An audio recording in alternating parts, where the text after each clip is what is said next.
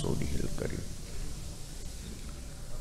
اما بعد اعوذ باللہ من الشیطان الرجیم بسم اللہ الرحمن الرحیم وجاہدوا فی اللہ حق جہادہ واجتباکم وما جعل علیکم فی الدین من حرج وقال اللہ تبارک وتعالی فی مقام آخر ان مع العسر یسرا وقال اللہ تبارک وتعالی فی مقام آخر یا ایہا الذین آمنوا اتقوا اللہ حق تقاتہ ولا تموتن الا وانتم مسلمون صدق اللہ مولانا العظیم۔ میرے عزیز و دوستو، اللہ رب العزت کا بے حد کرم ہے، احسان ہے کہ اللہ پاک نے ہمیں دین سیکھنے، سمجھنے اور عمل کے جذبے سے جمع فرمایا ہے۔ اللہ تعالی ہم سب کے آنے کو، جمع ہونے کو، مل بیٹھنے کو اپنی بارگاہ میں اعلیٰ درجے میں قبول فرمائے، کمی کوتاہیوں کو معاف فرمائے۔ میرے عزیزو، اللہ رب العزت نے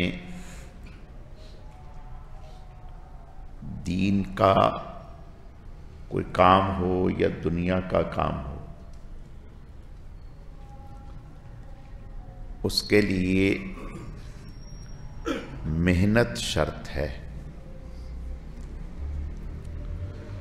نہ تو دنیا کو کوئی کام بغیر محنت کے حاصل ہوتا ہے، اور نہ ہی دین کا کام بغیر محنت کے پایہ تکمیل تک پہنچتا ہے۔ ایک آدمی زمین تیار نہ کرے، اس سے جڑی بوٹیوں کو صاف نہ کرے، اسے نرم نہ کرے، اس میں بیج نہ ڈالے، اس میں پانی نہ لگائے، اور وقتاً فوقتاً اس کی دیکھ بھال نہ کرے، اور چاہے کہ میں جب فصل اٹھنے کا وقت آئے کہ میں وہاں سے بے پناہ گندم حاصل کر لوں، چاول حاصل کر لوں، چنے حاصل کر لوں، تو یہ اس کی خام خیالی ہے، اسے کچھ بھی حاصل نہیں ہوگا۔ اگر وہ محنت کرتا رہے، پھر اللہ پاک اس کی محنت کو رائے گاں نہیں جانے دیں گے۔ جتنا اس نے سوچ رکھا ہے اتنا نہ صحیح، لیکن کچھ نہ کچھ حاصل ضرور ہوگا۔ اللہ تعالیٰ کا یہ اصول دین کے لیے بھی ہے، دنیا کے لیے بھی ہے۔ دنیا کی کامیابی بھی اللہ پاک نے محنت سے جوڑی ہے۔ آپ تعلیم ہے، آپ رزق کا حصول ہے، اور جتنے بھی کام ہیں ان سب کے لیے محنت کو اللہ نے لازم فرمایا ہے۔ تعلیم، گھر بیٹھے بیٹھے کوئی آدمی کہے کہ میں کتاب نہ کھولوں، نہ پڑھوں، امتحان نہ دوں، کلاس نہ لوں اور میں کامیابی حاصل کر لوں، ممکن نہیں۔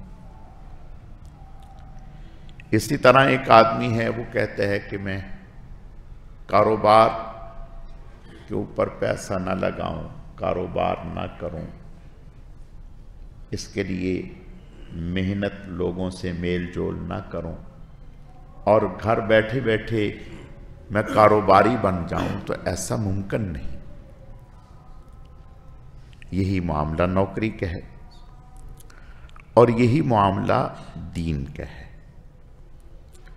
دین کے لیے بھی اللہ پاک نے محنت رکھی ہے. اب دین کے لیے محنت، اس میں پہلی چیز ہے اخلاص، نیک نیتی، اللہ کی رضا. کہ آدمی جو بھی عمل کرے، تھوڑا کرے زیادہ کرے، اللہ کی رضا کے لیے اخلاص کے ساتھ کرے، اپنے اللہ کو راضی کرنے کے لیے. جو کام ہم کر رہے ہیں اسے کوئی بھی نہیں جانتا،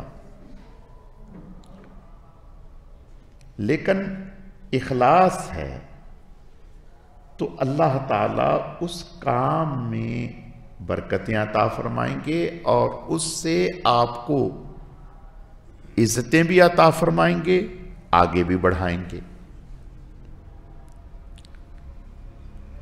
بظاہر ہم کوئی کام اخلاص سے کر رہے ہوتے ہیں، اس میں پریشانی آتی ہے، اس میں تکلیف آتی ہے.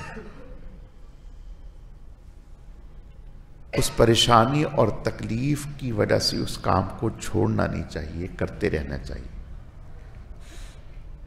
یہ تکالیف اور پریشانیاں اگر دنیا کے لیے آئے تو کیا ہم چھوڑ دیتے ہیں؟ مثلاً ایک آدمی نوکری پہ جاتا ہے، اب ایکسیڈنٹ ہو گیا، ایکسیڈنٹ کی وجہ سے کیا وہ نوکری چھوڑ دے گا اور کہے گا کہ یار مجھے روزانہ جانا پڑتا ہے، میں اگر جاؤں گا کہیں موٹر سائیکل ٹکرا جائے گا، کہیں گاڑی کا ایکسیڈنٹ ہو جائے گا، چلو چھوڑو اب ہم گھر پہ ہی بیٹھتے ہیں؟ نہیں، وہ کہے گا جو یہ تو قسمت میں تھا.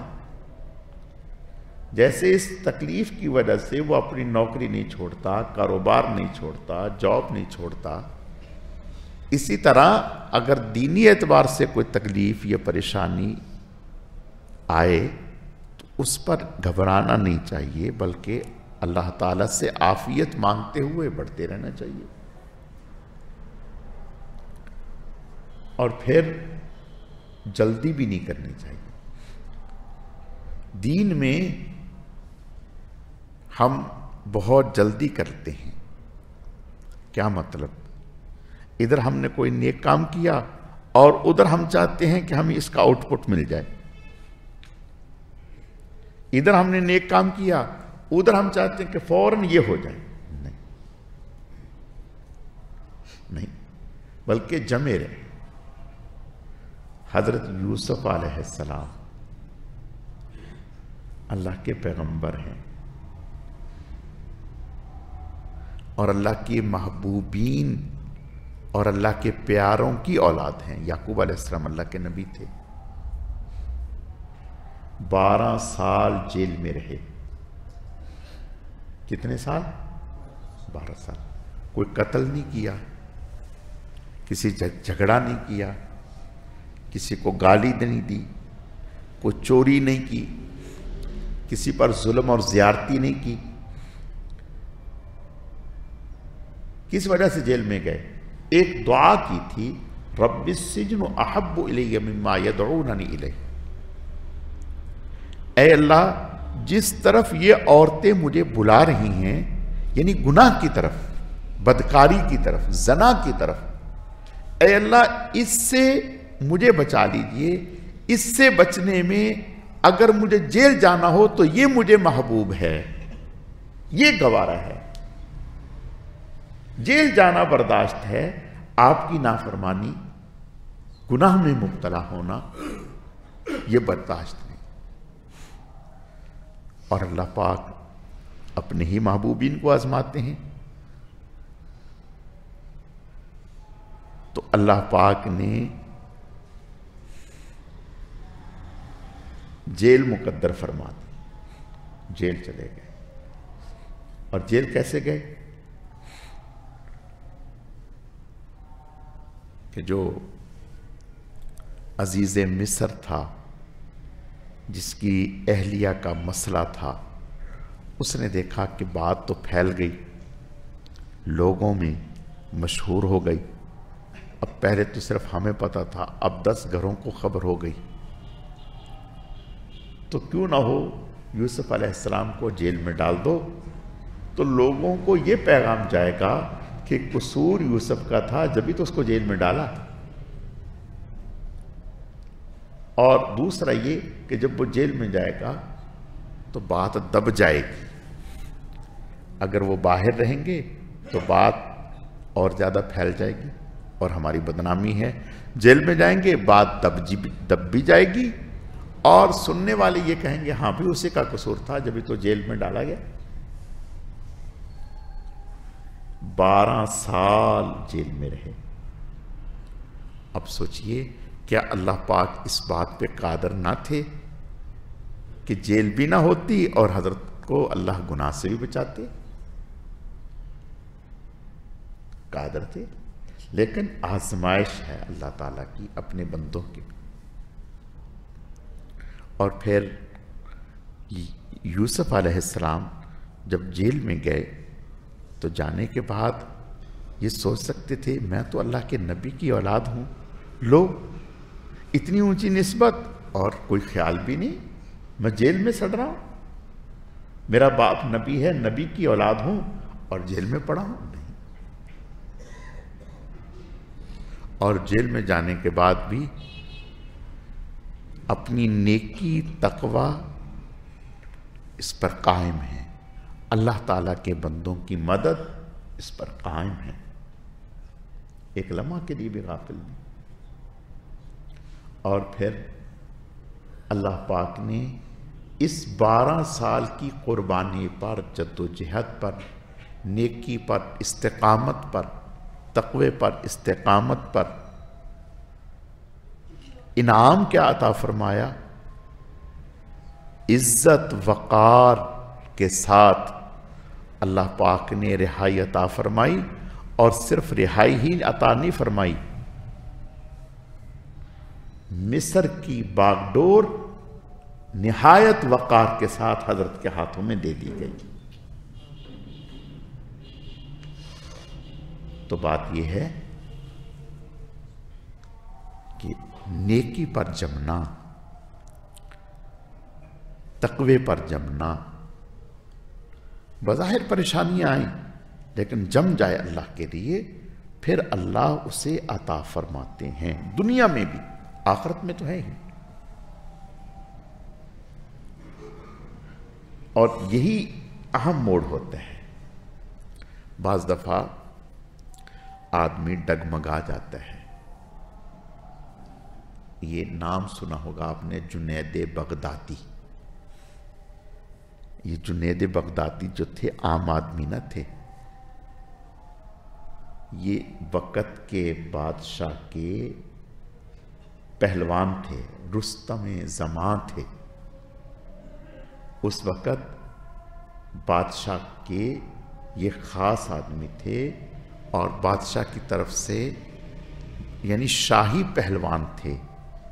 ان کے مقابلے میں کوئی آتا نہیں تھا. یہ چیلنج ہوتا تھا ان کا. اس وقت لوگوں کو چیلنج ہوتا تھا کہ یہ بادشاہ کا شاہی پہلوان ہے، کسی میں دم خم ہے تو آئے مقابلے میں کشتی کرے. تو اسی طرح ایک دفعہ انہوں نے چیلنج کیا ہوا تھا، تو ان کا چیلنج کوئی قبول نہیں کرتا تھا. تو ایک غریب سا انسان، کمزور، لاغر، دبلا، اس نے ان کے چیلنج کو قبول کر لیا کہ میں تم سے کشتی کروں گا. جب اس نے چیلنج قبول کر لیا، بادشاہ کو پتہ چلا کہ بھئی ہمارے جو رستم زواں ہیں جنید، اس کا چیلنج فلاں شخص نے قبول کر لیا. کہا اس کو لاؤ تو صحیح سامنے. جب لایا گیا تو وہ دبلا پتلا کمزور سا. تو بادشاہ نے کہا، ہنسا، کہا کہ یہ بیچارہ مر جائے گا. اس نے کہا نہیں، آپ ایسے نہیں، آپ ہمیں اس میں کھاڑے میں اتار کے دیکھیں. اب جنید بھی حیران ہے کہ بھئی کہاں میں اور کہاں یہ. دیکھو جو جس کام کا اہل ہوتا ہے نا، اس کے پاس نگاہ ہوتی ہے، اس کو پتا ہوتا ہے کہ یہ آدمی سامنے والا کتنے پانی میں ہے، ایسے نہیں ہوتا کہ اس کو پتا نہ ہو۔ تو جنید نے سمجھ لیا کہ آدمی تو بس یہ ایسے لگ رہا ہے، لیکن اس نے چیلنج قبول کر لیا۔ خیر جی، طے ہو گیا کہ بھئی فلاں تاریخ کو کشتی ہوگی۔ تو اب وہ جنید تو اس کو تو تیاری کی ضرورت نہیں تھی، اور یہ آدمی بیچارہ جیسے کیسے بھی، جب وہ وقت آیا تو پہلے وہ جو پہلوان ہوتے تھے نا، وہ ایک دوسرے کے ہاتھوں میں ہاتھ ڈال کے پنجہ آزمائی کرتے تھے۔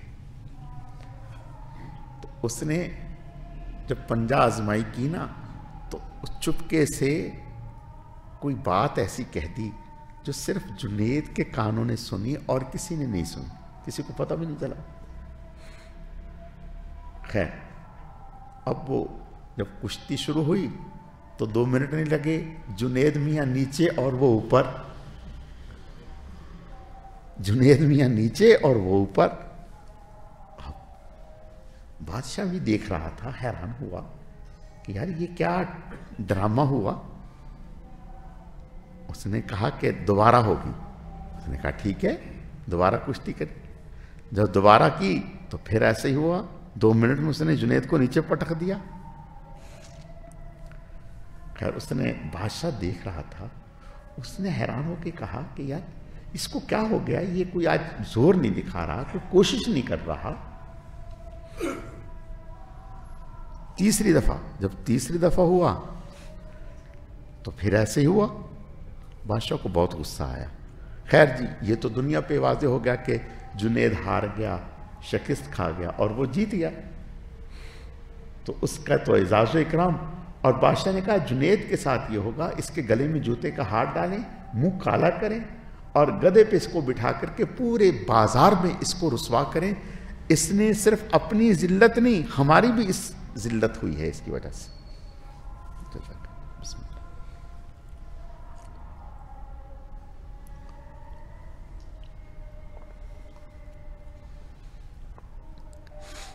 اب دیکھیں یہ کتنا بڑا عمل ہے کہ اس کو گدھے پہ بٹھایا گیا اور اس کی لان تان ہوئی اور اس کو رسوا کیا گیا۔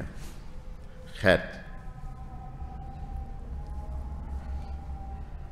تو لوگوں نے جنید سے پوچھا کہ یار یہ کیا ہوا؟ سب کچھ ہونے کے بعد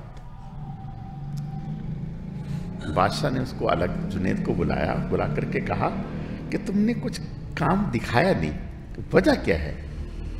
وجہ کیا ہے؟ اس نے کہا جی وجہ تو ایک راز کی بات ہے، وہ میں نہیں بتانا چاہتا۔ کہا نہیں بتائیں۔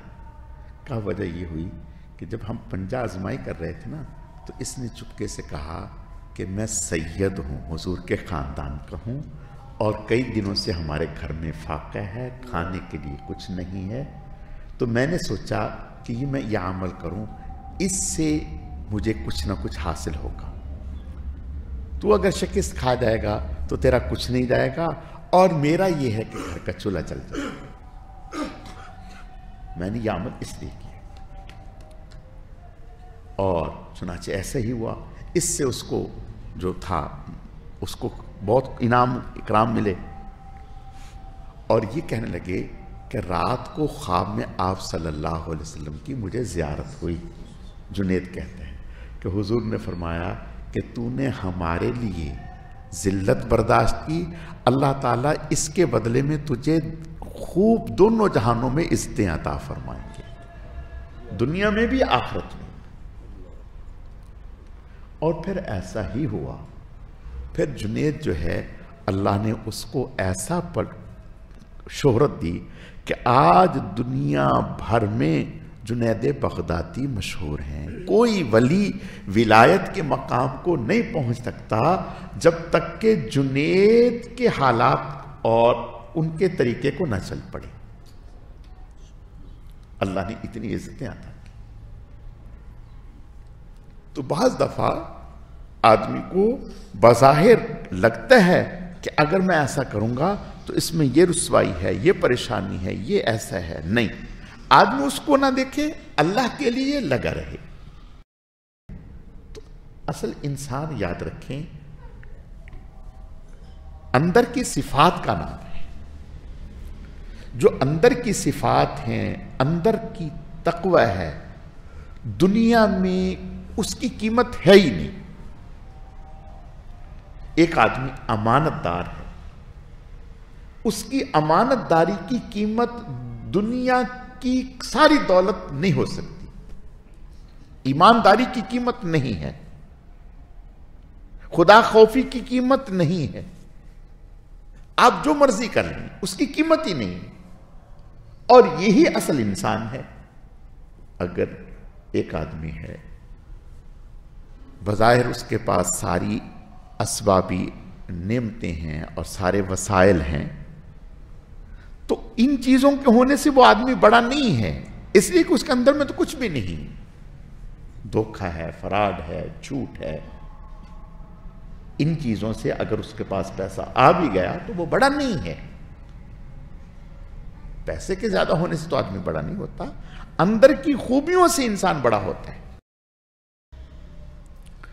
तो याद रखें, मां बाप की मेहनत, नेकी, तकवा अल्लाह ताला जाये नहीं करते, जरूर उसकी बरकत आगे औलाद को नसीब फरमाते हैं। अगर हम मेहनत करते हैं, तकवा इख्तियार करते हैं और अल्लाह की रजा के लिए करते हैं, उसमें दिखलावा नहीं और उसमें कोई और लालच नहीं है, अल्लाह की रजा के लिए है, तो अल्लाह जरूर उसकी बरकत हासिल करते हैं। और इसका सबूत तो अल्लाह पाक ने 16वें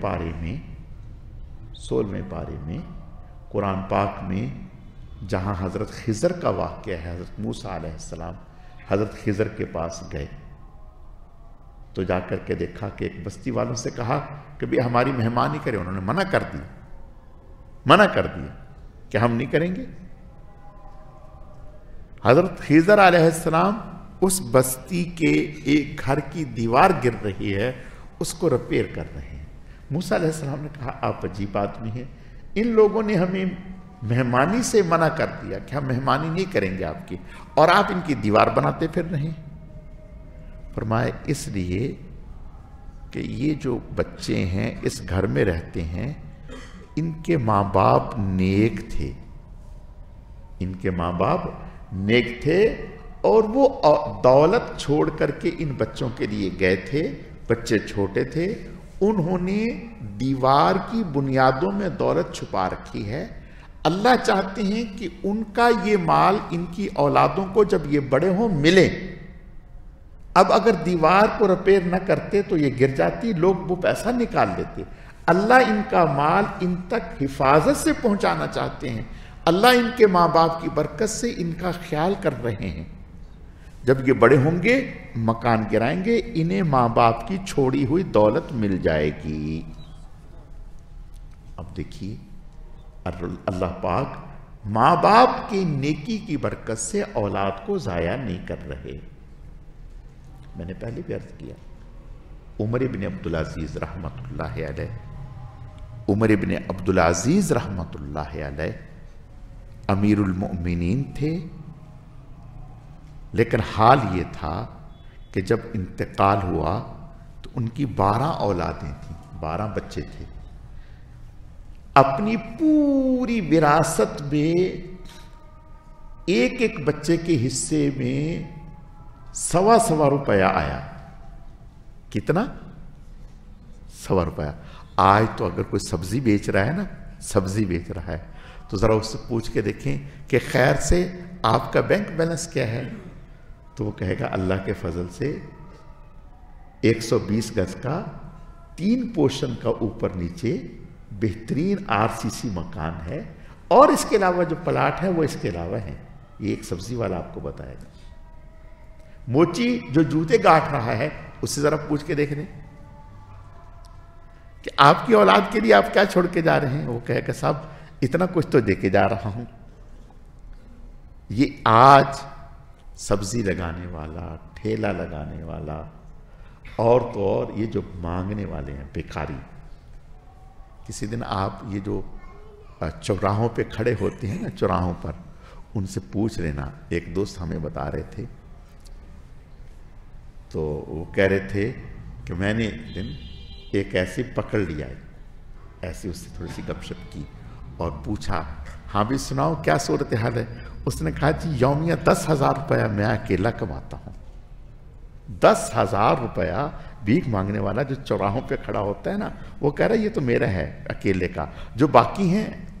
اس نے کہا کہ اچھا پھر ہم بھی کسی آدمی کو، انہوں نے کہا پٹیں گا نہیں وہ آپ کا آدمی، مجال ہے کوئی یہاں آ کے اور کھڑا ہو. نہیں، ہمارا طے ہے، ٹھیکہ ہے کہ کتنے کون کون سے لوگوں نے کھڑا ہونا ہے، کہاں کہاں کھڑا ہونا ہے، دوسرا کوئی آ نہیں سکتا یہاں. یہ تو ایک بات آ گئی تو میں بتا رہا ہوں آپ کو. وقت کا بادشاہ ہے، امیر المؤمنین ہے، سب کچھ کر سکتا ہے،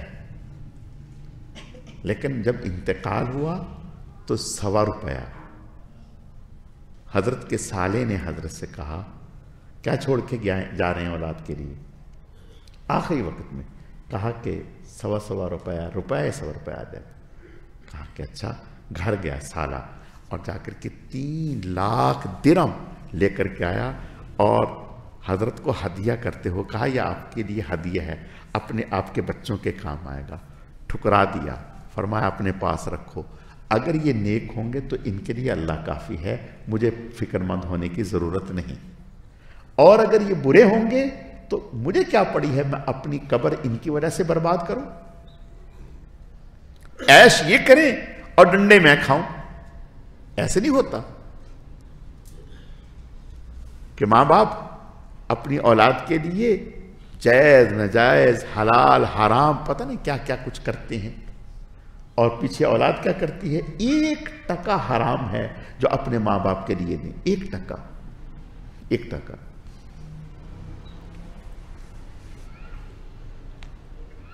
اور جب ابا کا انتقال ہوتا ہے تو فوراً لڑائی شروع ہو جاتی ہے. فوراً نقدی کتنی چھوڑ کے گئے ابا، اور فلاں فائل کس کے پاس ہے، فلاں فائل کس کے پاس ہے، فلاں فائل کس کے پاس ہے. ابا کے جو ابا نے کپڑے اتارے ہوتے نا مرتے وقت، مجال ہے کو اس کو ہاتھ لگائیں، ڈنڈے سے اس کو ادھر ادھر کرتے ہیں، ڈنڈے سے، اور کہتے ہیں کہ مولوی کو دو تاکہ جلدی مرے، خود ہاتھ نہیں لگاتے. اور ابا کے پیسے سے بڑا پیار ہے. ابا کی جیب اگر نوٹوں سے بھری ہو تو جلدی سے وہ خالی کر لیتے ہیں، اور پیچھے کوئی بھی نہیں دیتا. کیوں دیں گے؟ ہم نے کبھی دیے ہوں تو وہ دیں گے نا. ہم خود، اللہ ہمیں معاف فرمائے، خود اپنے ہاتھ سے اپنے لیے دینے کے لیے تیار نہیں، اور امید رکھتے ہیں کہ ہمارے بعد ہماری اولاد دے گی ہمارے لیے. کیوں دیں گے بھائی؟ وہ تمہارے نام پر پتہ نہیں کیا کیا کچھ کروائیں گے، الٹا سیدھا. وہ کروائیں گے جس سے ثواب بھی نہیں ہوگا اور شہرت بھی انہیں حاصل ہوگی. نہیں، 1% بھی نہیں دیں گے، حرام کاموں میں خرچ کریں گے، اس لیے کہ ان کا خون پسینہ نہیں لگا. تو میرے عزیزو، عمر ابن عبدالعزیز رحمۃ اللہ علیہ نے فرمایا کہ اگر تو یہ نیک ہوں گے تو اللہ کافی ہے، اور اگر یہ برے ہوں گے تو ان کی وجہ سے میں اپنی آخرت برباد کیوں کروں، یہ جانے ان کا کام. اور حضرت جب جانے لگے تو اپنی اولاد کو روپیہ دے کر کے گئے، اور حضرت کے جو سالے تھے وہ جب اپنی اولاد کو چھوڑ کر اس دنیا سے گئے تو لاکھوں کروڑوں کا مالک چھوڑ کر کے گئے. حضرت کے سالوں کی اولادیں لاکھوں کروڑوں کی مالک تھیں، اور حضرت کی اولاد روپے کے مالک تھے. پھر دنیا نے دیکھا حضرت کی نیکی، تقوی، دعاؤں کی برکت سے حضرت کی اولاد اللہ کے راستے میں مسجدوں کے دروازوں پر لاکھوں تقسیم کرتے ہوئے نظر آئے، اور حضرت کے سالوں کی جو اولادیں تھیں وہ مسجدوں کے دروازوں پر بھیک مانگتے ہوئے نظر آئے. یہ دنیا نے دیکھا، تاریخ میں لکھا ہے، تاریخ میں محفوظ ہے یہ واقعات. تو پتہ چلا نیکی اور تقوی سے انسان آگے بڑھتا ہے. حرام کھانے سے، دوسروں کا ہڑپ کرنے سے، ناجائز اور ظلم اور زیادتی کے ساتھ دوسروں کا حق دبانے سے کوئی آدمی پنپ نہیں سکتا۔ ایسے بہت سارے لوگ دیکھیں جو لوگوں کا مال کھائے بیٹھے ہیں۔ وقتی طور پر بڑے عیش تھے، لمبی لمبی بڑی بڑی گاڑیاں تھیں، اور قسم کھا کر کے مسجد میں بیٹھا ہوں، مجھے معلوم ہے ایک وقت ایسا آیا کہ رو کر مسجد کے خادم سے کہہ رہے ہیں، رو کر مسجد کے خادم سے کہتے ہیں کہ اللہ کے لیے کچھ دے دو، گھر میں کھانے کے لیے کچھ نہیں، اور لوگوں کا کروڑوں روپیہ دبا کر کے کھا گئے، پتہ ہی نہیں کہاں چلا گیا، اور اب گھروں میں فاقے ہیں۔ مسجد کا خادم جو صفائی کر رہا ہے اس سے مانگ رہے ہیں، رو کر اس سے مانگ رہے ہیں، رو رہے ہیں اس کے سامنے کہ مجھے کچھ نہ کچھ تو دے دو۔ تو پتہ چلا دینے وَلِلَّهِ خَزَائِنُ السَّمَاوَاتِ وَالْأَرْضِ، زمین و آسمان کے خزانوں کا مالک اللہ ہے، اللہ ہے۔ جو انسان دیانتداری سے، تقوی سے، خدا خوفی سے، للہیت سے، کہ کسی کا حق مجھ پر نہ رہے، کسی کا حق مجھ پر نہ رہے، اگر ہے تو زیادہ دیا، زیادہ دیا، زیادہ دیا۔ اللہ نے انہیں ہزاروں سے کروڑوں کا، اربوں کا مالک بنا دیا، اور جنہوں نے دوسروں کا حق چھینا، مارا، غصب کیا، اللہ کی نافرمانی کی، اللہ نے انہیں ایسا خوار کیا، دنیا نے بھی دیکھا اور لوگوں کے سامنے بھیک مانگتے ہیں، کھانے کے لیے کچھ نہیں۔ تو بھائی بات یہ ہو رہی تھی کہ نیکی پر جمے رہو، حلال پر جمے رہو۔ دیکھو حرام کتنا ہی اچھا کیوں نہ لگے، کتنا ہی زیادہ کیوں نہ ہو، لات مار دو، لات مار دو۔ حضرت مولانا معاویہ اعظم صاحب تو فرمایا کرتے ہیں، کہتے ہیں کہ ہمارے ابا کا ہم پر احسان ہے کہ انہوں نے ہمیں دنیا کمانا اور بنانا یہ نہیں سکھایا، دین پر کیسے چلنا ہے اور دین پر کیسے جمنا ہے یہ ہمیں سکھا کر کے گئے۔ تو میرے عزیزو بات یہ ہے کہ جو آدمی نیکی پر جمتا ہے، تقوی پر جمتا ہے، اللہ اس کو عزتیں بھی عطا کرتے ہیں، ترقیات بھی دیتے ہیں، اور دین بھی دیتے ہیں، دنیا بھی دیتے ہیں۔ اور جو دنیا کو ہی سب کچھ سمجھ بیٹھے اور حلال حرام کی پرواہ نہ کرے، سچ اور جھوٹ کی پرواہ نہ کرے، ظلم اور زیادتی کرے، تو پھر اللہ اس کو دنیا میں بھی رسوا کرتے ہیں، آخرت میں تو ہے ہی۔ اللہ تعالیٰ سمجھنے کی، عمل کرنے کی توفیق عطا فرمائے۔